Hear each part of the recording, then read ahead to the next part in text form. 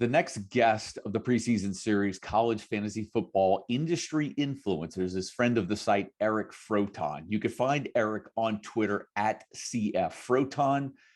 He does a lot of work over at NBC Sports Edge. He even does some things for college fantasy football over at Fantrax. He's got his finger on the pulse of college fantasy football, and he participated in our best ball leagues this spring and summer. Eric's an easy guy to talk to. You're going to see why he was a popular choice amongst the group as being one of three guys that everyone would love to spend an evening with and hang out with. He has a ton of stories, very easy to talk to, doesn't take himself too serious. And he certainly will throw out a zinger or two along the way. I felt like I could have talked to him for 3 hours. I think this was the longest show that I did amongst the group. And I think you guys are going to really enjoy this one. Let's get into it. I want to welcome in Eric Froton, the man, the myth, the legend as well here. Eric, glad to have you in, man. We've done a series of best ball drafts. You've been in every single one of those. And like I told all the guys that I'm doing these shows with, it's great. I know you're out there. People listen to you and they know where to find you. And if not, I'm going to let them know. But it's nice to finally do a show where not only talk a little bit of college fantasy football, but kind of show everyone the personalities behind the people when they see the names, in the group, when we post in these draft results and we're out there having conversations on Twitter. It's nice to know that everyone in the community, college fantasy football community, will be able to put a face and a personality with the name Eric Froton, which I have to tell you, Eric, when I first heard your name and then in association with Thor, and I'm thinking Froton and Thor, I'm like, man, these are like some dynamic duo that belong in the Justice League, when you're thinking about their names. But listen, you guys can find Eric Froton on Twitter. I believe your Twitter handle is at CF Froton. Is that correct? That is correct, yes. And then I know you do a bunch of stuff over at NBC Sports Edge. As a matter of fact, you and Thor hosted our G5 and P5 drafts not that long ago that you were kind enough to invite me and Mike and a bunch of us industry guys in. I know you do podcasting over there as well. You do some podcasts for Fantrax for college fantasy football. So there's a bunch of different places we can find you, man. What else do you have going on? What else can you pump up before we get into this thing? Well, even though I don't think I will be granted entry into the Justice League just yet, Joe, my application is pending. But we do have the pending 50-team NBC Sports Edge Ultra League, which will have a host of various college football adjacent writers, analysts, industry people that will all be taking part of this. And we're very excited about that because I believe it'll be the 4th year running. Which will be doing that league. And, it's the biggest league with individual player ownership. So no duplicate players or anything of that kind in existence, that you can really do in fantasy thanks to the 130 team player pool here in the FBS that we use. So very excited about that. That'll be coming up in a couple of weeks. And that'll certainly be something that we're pushing over there at NBC Sports Edge. Well, I have to tell you, man, I don't know how much we're actually going to be talking college fantasy football here because my first comment is you and Thor made one hell of a draft video on where we placed, where we placed in the order of where we picked, and you showed up in this muscle shirt holding a 25-pound half a keg. So the fact that you showed up in that muscle shirt, I was expecting you to jump on with that again, which is why I wore the tight T-shirt myself. So Eric, you and I are a couple of the elder statesmen of the group, and the one thing we pride ourselves is we're probably in better shape than 3/4 of those chookies that play in the league with us. Well, I wanted to make sure instead of going with the muscle shirt for you today, Joe, I went with my old deck hockey jersey, Seek and Destroy, right? Number 18.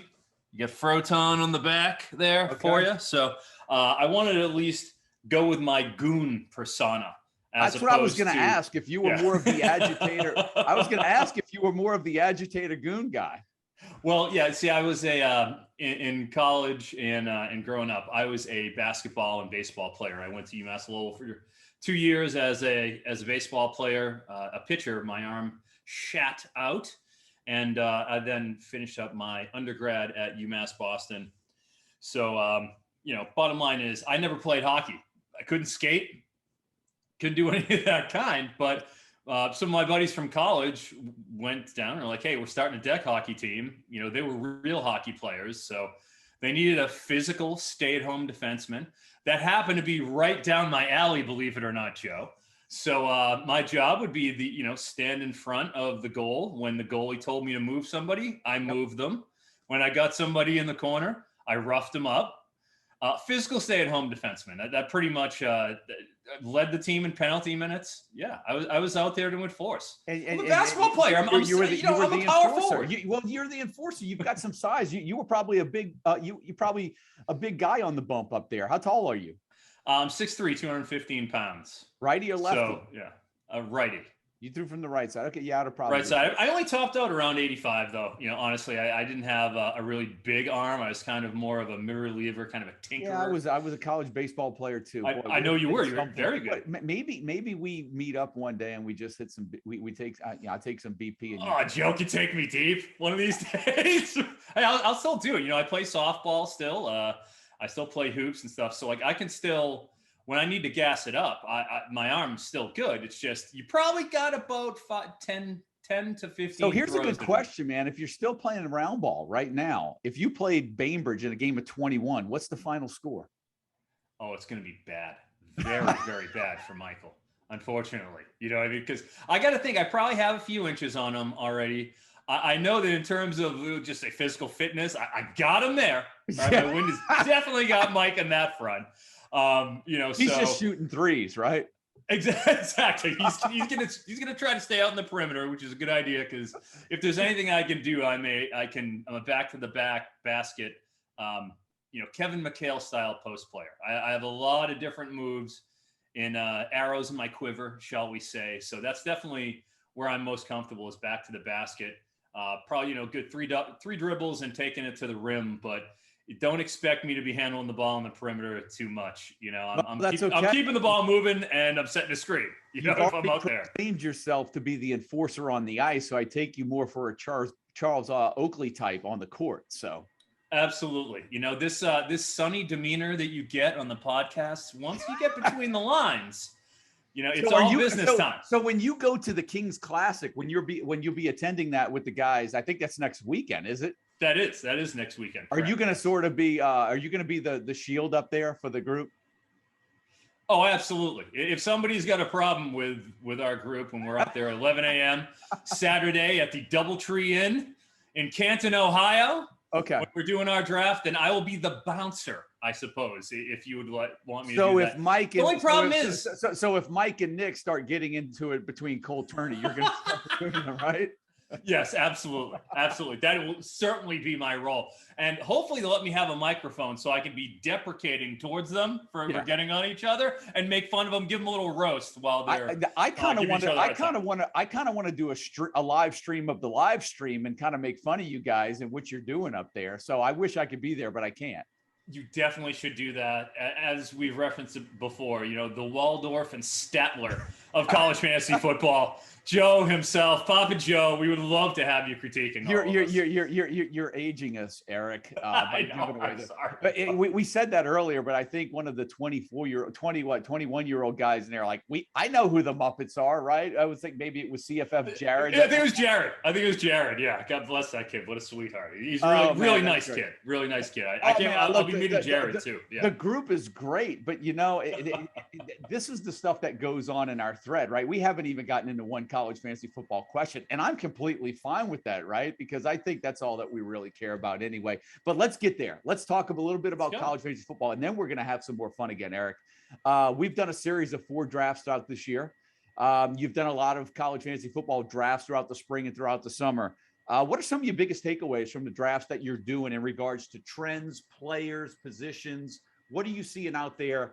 Let everybody know what they can expect in some of their drafts coming up in the next week or two. I think in the 12-team standard league, the teams that I've tended to like are the ones who wait on quarterbacks. It's a different approach than we were taking in the aforementioned NBC Sports Edge P5 and G5 leagues where quarterbacks are at such a premium. You have 65 teams roughly, in each league, and you start 2 QBs and you can only have 6. So most of us only have 4 starting QBs, Right. maybe 5. You have some, especially in the G5, you have so many different quarterback situations you have to dive into because of sheer numbers and scarcity. That scarcity doesn't exist in the 12-team leagues. And I think some of these teams that I'm really liking, and just to reference our last draft, Andrew Katz waited until the 8th round to take Tanner Mordecai. That was his first quarterbacks. And I still like what he did. And what he did, and I believe Nate did the same sort of a thing where he waited 7th, 8th, 9th round. He went Siobhan Cordero and Caleb Ellaby. Totally fine. I mean, hey, couple pretty darn good quarterbacks. I can't argue with either of them in powerful offenses.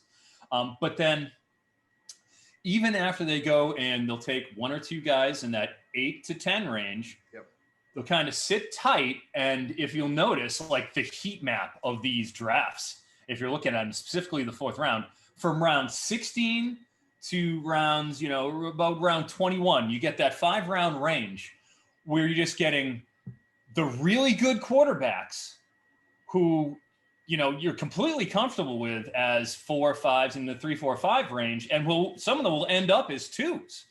Some of them will be weekly starters. You're seeing the talented quarterbacks go in that range. And I think some of the best teams I've seen are really attacking their 3, 4, 5s in that range and going after them and then waiting and kind of filling out the back of their roster with the skill position players. But if there's definitely a trend, some of the quarterbacks, for example, Will Rogers went in the 20th round. Jaden Daniels, that's a 40-point per game offense last year. He went in the 19th round. Congratulations to Josh Chevalier, who got Max Johnson in the 17th. Jackpot. This is obviously before the news broke. Tyler Shuck. I mean, he's in an air raid offense. They're going to throw. Sonny Cumbie's in there as the OC. Sam Hartman, Michael Penix, Sean Clifford. We could sit here and go through this list, but these are quarterbacks that I really like that are in that, probably that 35 to, QB, call it QB 30 to QB 50 range. Yeah. That definitely are going to end up some of these guys being productive every week starters. So I've kind of liked that quarterback strategy is to kind of pull back a little bit in those first rounds, target the really high-end, dependable skill players, and then value play down the board. Yeah, and that was a little different for me. I most of the leagues I played in were 2 quarterback leagues. Eric, I drew a line at my quarterbacks at like 15. Now I draw it at 16 with Max Johnson in 2 quarterback leagues. I was trying to get a couple of the elite guys with my first 3 picks. But I'm like you, once when that list of 15, 16 for me was exhausted, then I was better off waiting. And like you said, you've got guys like Mordecai. You had guys like Bailey Zappi from Western Kentucky. You had Caleb Ellaby from Western Michigan, guys that were probably going in round 7, 8, 9, 10 that are going to be in some high scoring offenses that had great value down there. Now, let me ask you this, though.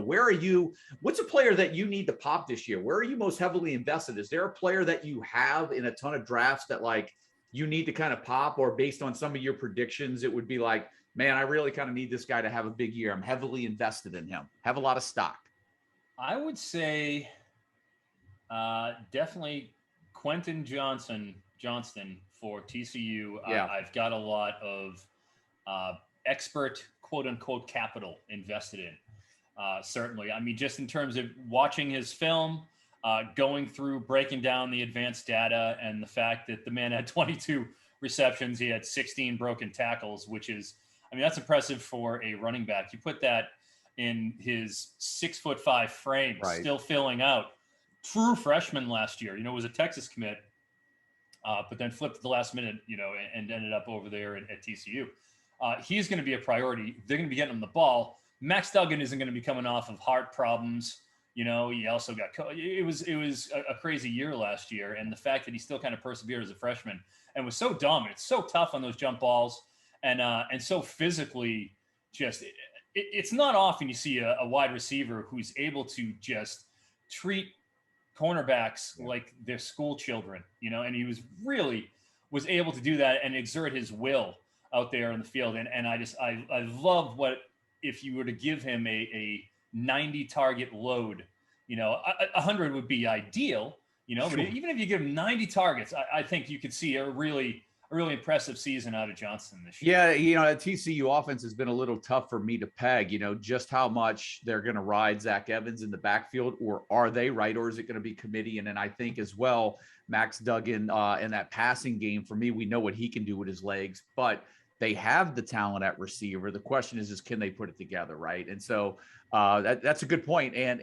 a different player. I mean, all of us seem to be invested heavily in a different player. And I'm glad that you threw that one out, because he's a player that definitely needs to be on the radar, and he's got big play potential and a guy that could be on the verge of a breakout season. I mean, last year he was I would say he put himself on the radar, and now I think he's in position to have a breakout year with a full preseason camp, normality restored, hopefully. And I think you're that. Now, I would like to have a discussion about one other player with you, Joe. Go ahead. Watching one of the previous shows that we had after one of the drafts, I noticed that you and Michael were not high on a player who I feel I'm also fairly invested in this year, at least in the best balls. I have him on at least on 2 of the 4 teams. Chris Olave, and just in general, the philosophy behind that Ohio State situation, and why I do like Chris Olave, it seems like more than you. I believe the quote was, he gets 5 or 6 targets a game or so, that you had said. And well, no, I don't know about his targets. I was more along the lines of if I were playing in best ball, I'd prefer Olave over Wilson. I like his big play potential. I mean, Olave is the type of guy where I could see going for 80 yards and a touchdown every week. I just don't know if he's one of those receivers that are going to give me the 150 and 2 touchdowns. So that was my point on Olave. And also with the fact that he does play for Ohio State, and sometimes the Buckeyes are up 35-10 into the fourth quarter. And so you see them take the air out of the ball a little bit. Yeah, that was my point on Olave. Sure. It's a good point. And I think Mike kind of had the same opinion, and I had sparred with him a little bit about that. And basically my point on why I'm looking at him in that late third is really where I've been taking him when I've been in that position. Early fourth, late third even. If you can get him in the fourth, I feel like that's a great deal. But Olave, you look at some of the advanced stats, beyond just simply watching him, and he's got really smooth hips. He's a really nice fluid route runner, obviously, in a powerful offense. It's going to be putting up 40 points a game. But a great stat that was out there, 89% of the routes he ran, he got at least 1 yard of separation. He cut 85% of his targets last year. Extremely efficient out there in terms of converting his targets into production. He doesn't need a lot. He doesn't need the 120, 130, 140 targets. Agree. That a lot of receivers are going to require in order to be able to put up the kind of production. You look at the yards per team pass attempt. Him and Wilson were both in the top 5 in all of football, not just returning, but just all of football last year in terms of per pass. So the efficiency is just simply off the charts. I think that they maintain that same level of efficiency, be it, the second year, CJ Stroud, who you got Kyle McCord, obviously Quinn Ewers, who comes in, and I don't know if you've seen Quinn Ewers throw a 15-yard out, but it's a frozen rope. It's an NFL level arm at 18 years old. He's already older than Jackson Dart, Drake May, some of the other, more highly touted freshmen that are coming in. So I think you're going to have, no matter what it is, gold star quarterback play, and he will continue to be a focal point in the offense. Well, to your point, though, if he's getting a yard of separation, that widens the window in which the quarterback needs to be, and he doesn't need to be as accurate if he's given him that big of space, right? And look, I've still got Olave as a top 15 wide receiver. Eric, you and I have been playing college fantasy football enough, man. Give me the guy that's going to be consistent 80 and a touchdown every week over a guy that's 135 and 2, but then goes 2 weeks with like 3 catches for 45 yards. Absolutely. I think it's important to price in that weekly high floor for Olave, where that's exactly what it is. Yes. He averaged 8.5 targets a game last year, so with that kind of protection, you got to figure he's getting 6 catches, maybe 7, and with that 90 yards and a touchdown, 100 yards and a touchdown, and you're getting that 20 points in a PPR league, that 20 to 25, it's right as rain. I just wonder how much like paper on Sunday. That's a good point. And I think your point of him having a high floor is probably the best selling point on Olave, because I think you're right on that. What I'm more curious about is that you pay so close attention to him that you notice his smooth hips. I do notice the smooth hips. That's certainly something that you could critique me on when it comes to my next level Devi analysis. How can I get that coming out and not? I'm going to pick up everything. There's how can you not? It's a layup. So hey, let's kind of get to a fun part a little bit. Who would be we don't want injury on anyone. Let's just say that up front, right? But who would be a fun flop based on people that you've gone back and forth with on certain players? Just a player that just kind of, lays an egg, man. Just is a fantasy flop this year. What player or players would be a fun flop this year? I feel like a fun flop would be in this crew, in this particular group of people for our own personal enjoyment. Bijan Robinson. Yeah, I think that's the obvious one for our group. Wouldn't that be fun to listen to the franchise himself, do a little cutting and strutting over his Bijan Robinson take? My God. He might sign me up for that, please. I want to hear. I know everyone else is. I might be going heel here. I'm going WWF heel. I'm going old school. But I'd love to see some of the peacocking out of I feel he'd take a day. I feel he'd take a year off if Bijan. Oh God! I feel like not take a year off. I feel like we would never hear that for a full year. We would never stop hearing the end of it for a full year, right? If Bijan flops. Yes. Any other players that you've got discussions with outside of the group, or someone that you feel that, hey, look, I've stayed away from that player because I just felt like he's high on everybody's list. He's even high on mine, but I just don't have the warm fuzzies about this guy. So I kind of had an inkling to stay away from him, and I probably should have ranked him a little lower. Is there a player like that on your list? Sure. In the G5 draft, I had the opportunity.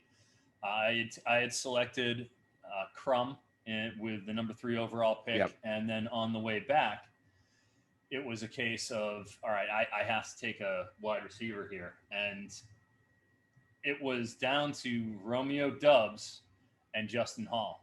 And at the end of the day, the sheer volume, the bankable volume, the fact that he's been there for 4 years, the fact that I know Justin Hall is getting 10 targets a game, and that he's going to get carries, and he's absolutely going to be game planning as a focal point of that offense.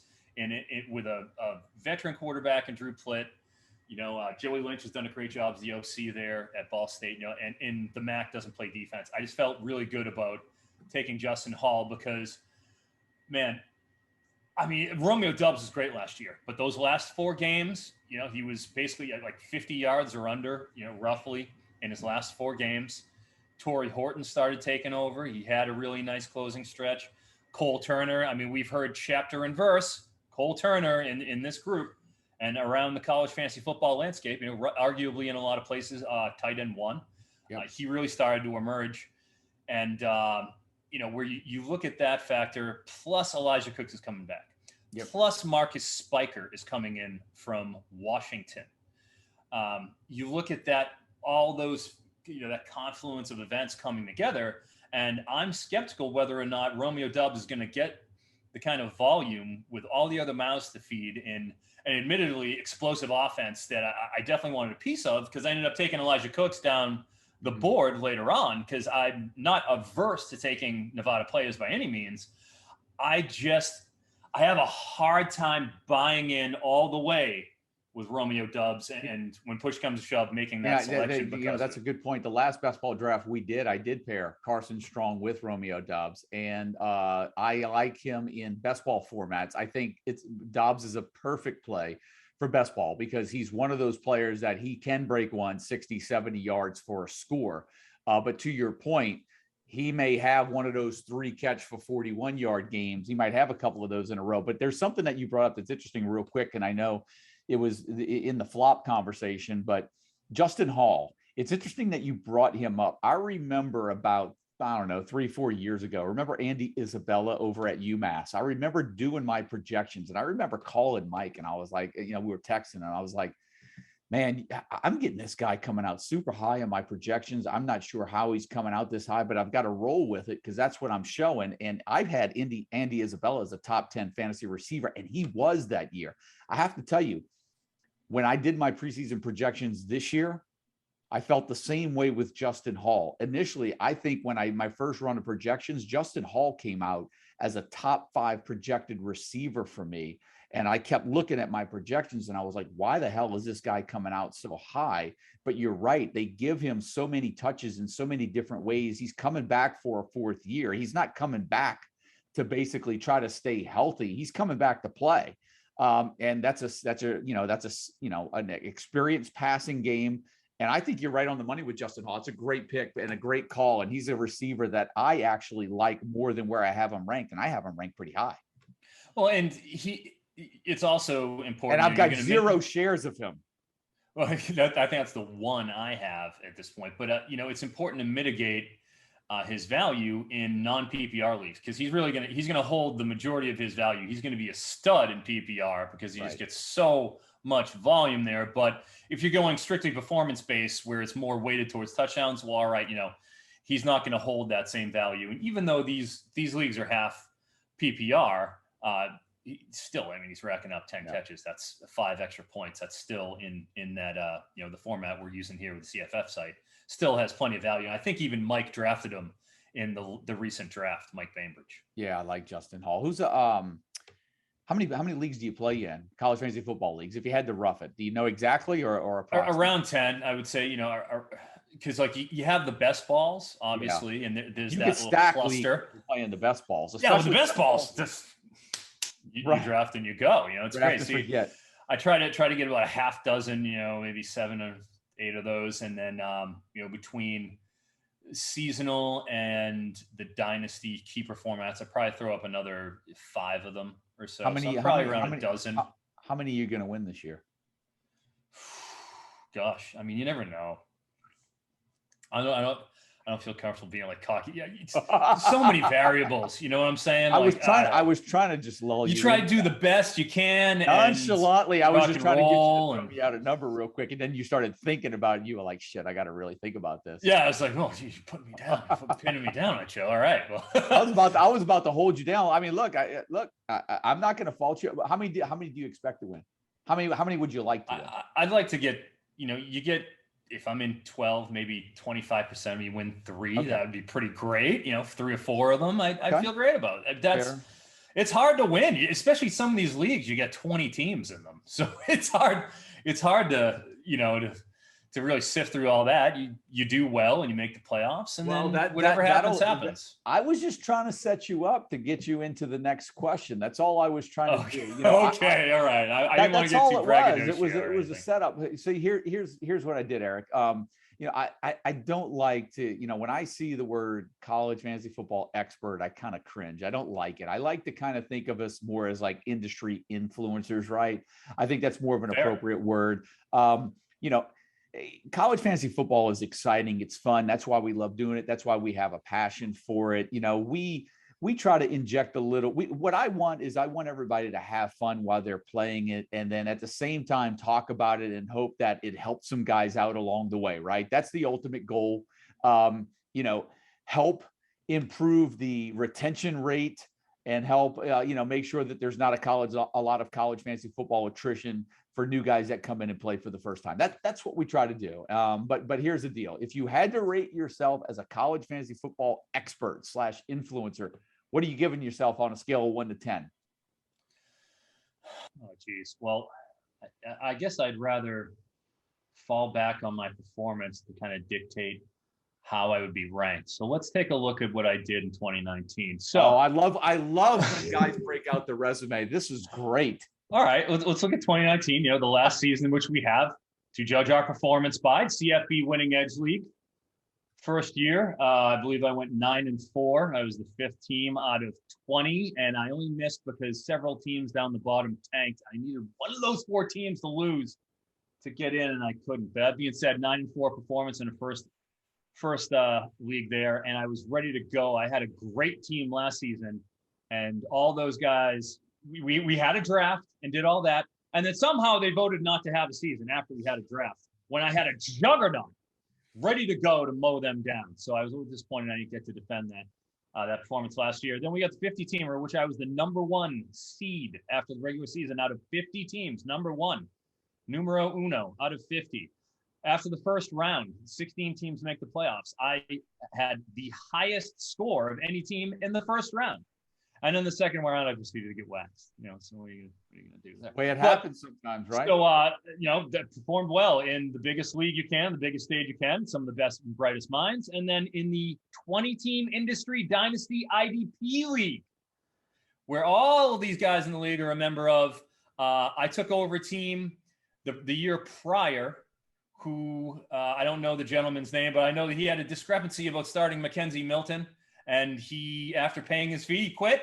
He had 10 tight ends on the roster. So I was given a roster with 10 tight ends. I had to rebuild that thing from scratch and managed to do it in that season. And then the next season, which was 2018, I went to the finals of that particular league. And I lost by, I want to say it was like 5 points, because Hayden Winks, former NBC Sports Edge, now Underdog Fantasy, traded every one of his picks to load up his team. I traded none of them. I went there with the team that I drafted and I acquired, and I still should have beat him, but I started Anthony Gordon over Mike Glass III, and that was my undoing. I couldn't help it. Anthony Gordon was so good for all year for me. They were playing the Huskies. I should have sat him down, went with Mike Glass, and it cost me the title. So I will say, in those 3 leagues, which are expert leagues, which are renowned leagues, I was a playoff caliber performer, well above 500 in all those leagues, which all these guys play with. So I will say that I deserve to probably be, like an 8.5. I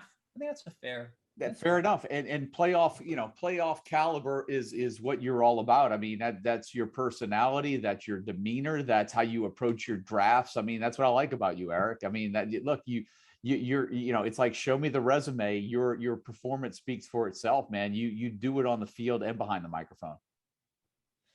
Right? Oh, thank you, Joe. God, the effusive praise from Papa Joe. What more could I possibly ask for? My gosh. I will be plugging the CFF site everywhere. Here's the deal, man. So we did all the best ball drafts. We did a series of 4, right? And so you were one of 10 guys that participated in all 4. And so we spoke about doing a little side pot for, we're going to keep some cumulative standings to see who is the overall, quote unquote, best drafter of the group. So whether or not you win it remains to be seen. Whether or not I win remains to be seen. Personally, I think it's probably you and I and them playing for a bunch of third places. But anyway, I appreciate the pandering, Joe. But here's the deal, Eric, if you don't win the league, not that big of a deal. But what is a big deal is as long as you beat one person. Who's that one person you just want to make sure that you're ahead of in the total standings? Well, I'll say this. This past draft, it's the 10th round, best ball format. Both Ohio State running backs are still on the board. So I'm thinking, all right, I'm at the end. I believe I have the 11th pick, so I'm right there at the horseshoe, right there at the bounce back. It's myself, then Michael Bainbridge, then myself. So I'm looking at it and I'm saying, okay, it's pretty late here. I have needs. Quentin Johnson is still on the board. I had to take Quentin Johnson, right? No problem. Okay. Yep. I had to take him. He's my guy. Yeah, I just said it. I mean, I think the guy's just excellent. Mike even gave me some heat in the chat because he took Max Duggan and then took Demontre Tuggle, but he said he wanted to double up with Duggan and Johnston. So I had to take him, right? So I didn't have an option to double up the Ohio State running backs. So it comes back around and I'm like, okay. It's 10th round, Master Teague's there. It's like running back 40 something. Like, all right, if I go and I take Teague here, it'll take a little bit of the allure out of Travion Henderson. Correct. I can get him on the way back. That's what you do in best ball. That's what you try to do. You try to take the heat out, and then I'll get him that first pick on the way back. I take Master Teague John takes Jeff Sims. The pick after that, Andrew Katz decides to select Travion Henderson on me. And I'm like, first off, we're officially at the point right now. We're there. You have to take Travion Henderson before taking my Master Teague. Okay? That's how it is. You have to do it. Look, here we are. 2 picks away from each other. They've closed the gap that much to that close in the expert league. So pretty much, I feel like if I took Travion Henderson, nobody takes Master Teague after that, because then you will take the air out of the situation in reverse. So you have to That's what you do in best ball. I completely agree. I would have been in the same. You have to do. So I have a blood vendetta against Andrew Katz now. I'm coming for you, Andrew. Coming for you. I know he won the 50-teamer a couple times too. Well, that's fine. I'm coming for you in that too. I'm going to make sure I'm in your conference in the 50-teamer, Andrew. Okay. Excuse me. Let me do it so he understands. Andrew, I am coming for you, Andrew, so you can see my earlobe. I am coming for you this year in the best ball drafts. You might have been, you know what? You're right, because he's looking, he looks this way. So he's always looking off camera. You know, it's like he's got cute cards over there on the left. So, I can have a little fun with Mr. Katz. So I want to take him down after that. That's great. I was going to ask you, what did you think? What did you think he's looking at when he's talking to the camera? And the fact that you said cue cards is great. He's got statistics. I view Mr. Katz, right? I view him as just sitting there, and there's just data. Just a table hard raw data right there he's looking at. What I thought about would be a really good show to wrap up the college fantasy football preseason would have been for you and myself and Andy Katz's left ear hole to actually do it. Oh, poor Katz. Poor Katz. I'm sorry. That's all right, what man. What do you get for Travion Henderson? He took Travion Henderson for. That's all right. Katz was golden in his show. You guys are going to love it. He is self-proclaimed. He is the influencer of all influencers when it comes to the college fantasy football industry. And so you're going to learn that when you see his video. Let's get to another one real quick. Eric, what do guys do in drafts that just drive you batshit crazy? Anything that owners do, fantasy owners do, whether you're in short drafts, long form drafts, short, these 4-hour timers, 2-hour timers, quick timers, anything that goes on in drafts that really just piss you off sometimes. Like, what the hell are they thinking? You have any pet peeves? Any pet peeves? Yeah, when it comes to draft. Anytime I draft with Kyle Francis, everyone else hates how insistent he is on everybody who's up. I personally love it, especially when I'm running the P5, G5 draft. I don't even have to do anything because his OCD takes over and it makes sure that everybody is in line. He literally, he's incapable. He wants just to simply become having a casual draft. I love it. He wants to be the sergeant at arms. Every draft, he's there cracking that whip. I love it.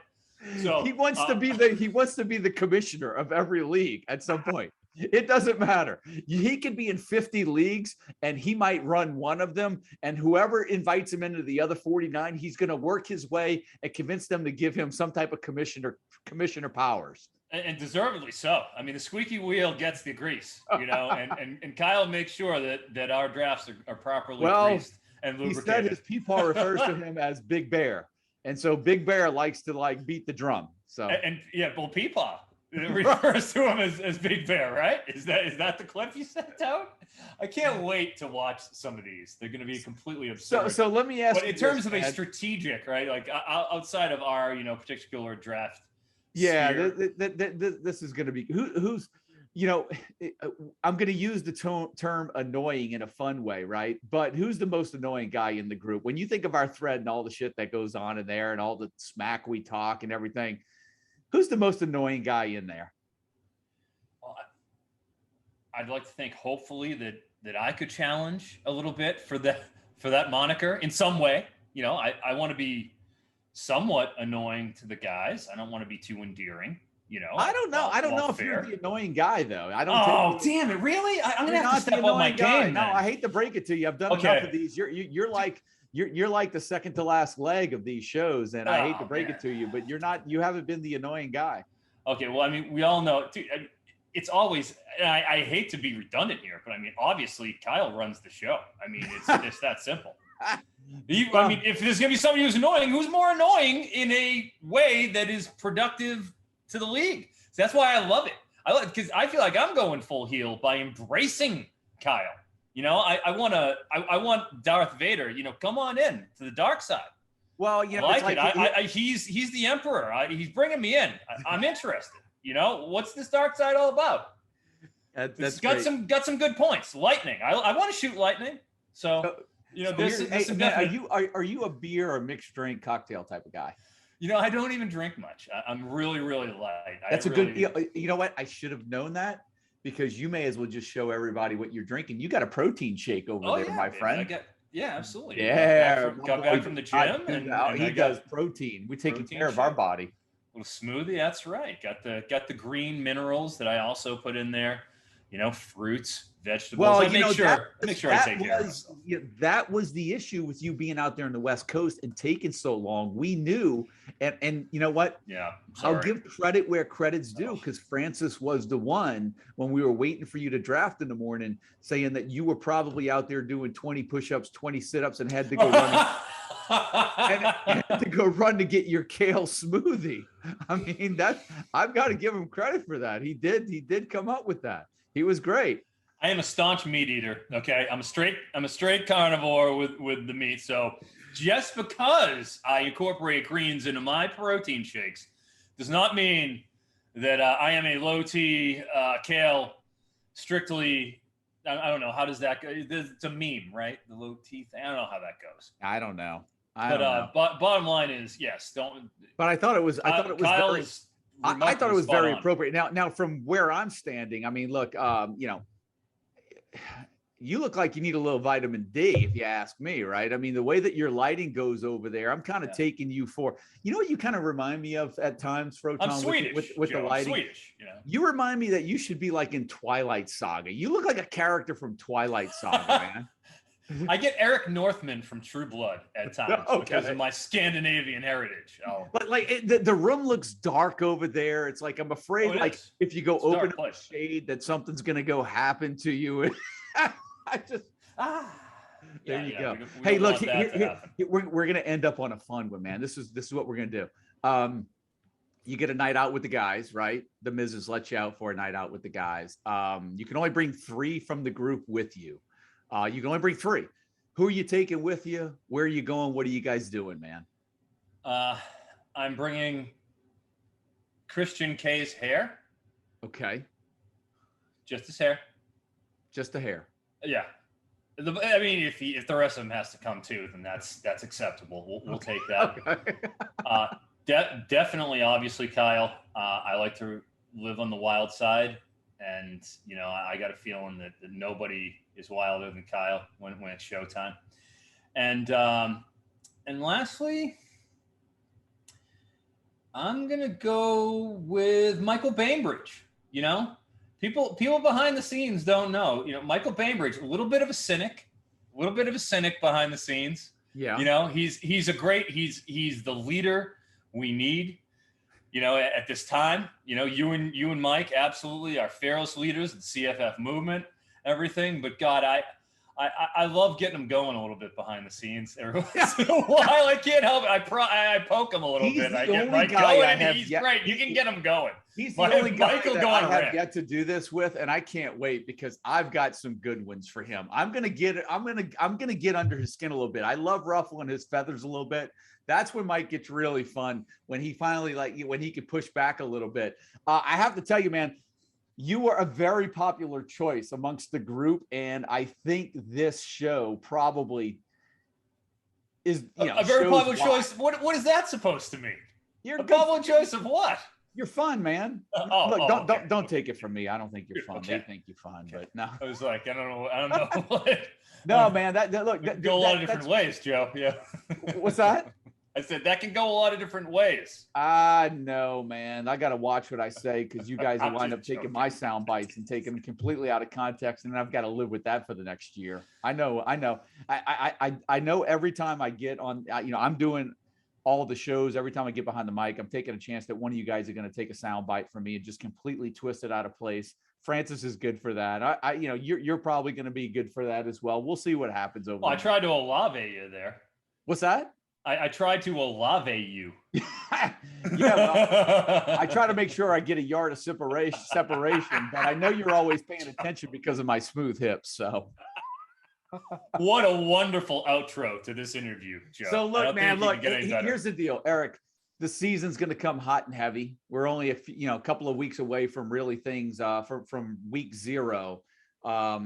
It gets tougher for all of us guys to kind of stay in touch with everything that we're doing. I know we're going to try to have some of you guys on. At least the goal is maybe myself with Mike, try to do some podcasts throughout the year where we bring you guys back and just kind of keep the flame lit, man, and keep the candle burning. But I can't thank you enough for participating in all these best ball drafts. It's been a really fun year. Can't wait to do it again.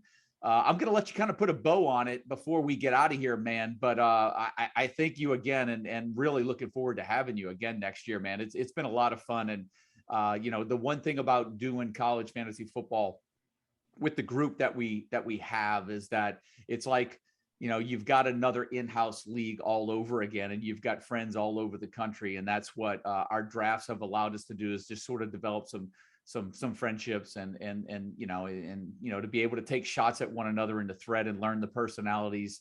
That's what it's all about, man. It's about having fun. We help some people along the way and just try to enjoy this thing. Absolutely. I couldn't agree more. And frankly, to John Lobb's credit, that's really the impetus for why he kind of got the Fantasy Football Expo Kings Classic draft that we're doing next weekend on Saturday going, because it's a way for us to we're all just trying to spread the gospel of CFF. We're all on the same team in that respect, and that it's a true passion of ours, and we want to share that love with other people, because I was an NFL guy too. We all were. Stock and trade. We all were. And then once I got a taste of what college fantasy football was like on Saturdays, it's just nonstop wall-to-wall action. It's like nothing else. And I really feel like it's the best fantasy-related experience on the planet. And I'm really excited to be a part of that with John at the Fantasy Football Expo, the Kings Classic. Excited to meet some of the guys in this league, as well as some of our other colleagues from around the CFF sphere and obviously the NFL sphere. Really excited to be at the Expo. So if anybody watching is going to be there, come and say hello. Obviously more than happy to talk as always. And I also look forward to, future collaboration with you and Mike and what have you, the CFF, anytime, something arises, and maybe even in season for a little bit of analysis there too. So, I love what you and Mike have been doing. I'm glad you've partnered up. I've been a long-time purveyor of the site. You've gotten plenty of my money over the years, and deservedly so. And just thank you for having me involved. I enjoy those drafts immensely. Well, we're going to keep that going, man. And you're right. The one thing about this group is that we raised that banner for college fantasy football, and we raise that flag as well. And then we'll keep doing that. And we love it. It's a passion. Like you said, once when somebody gets a taste of it and enjoys it, they don't go back, man. So look, Eric, thanks again, man. I really appreciate you being on, taking some time out. We're going to catch up again at some point during the season. We're going to do this again, and we're certainly going to do it next year as well, man. Thanks for coming on.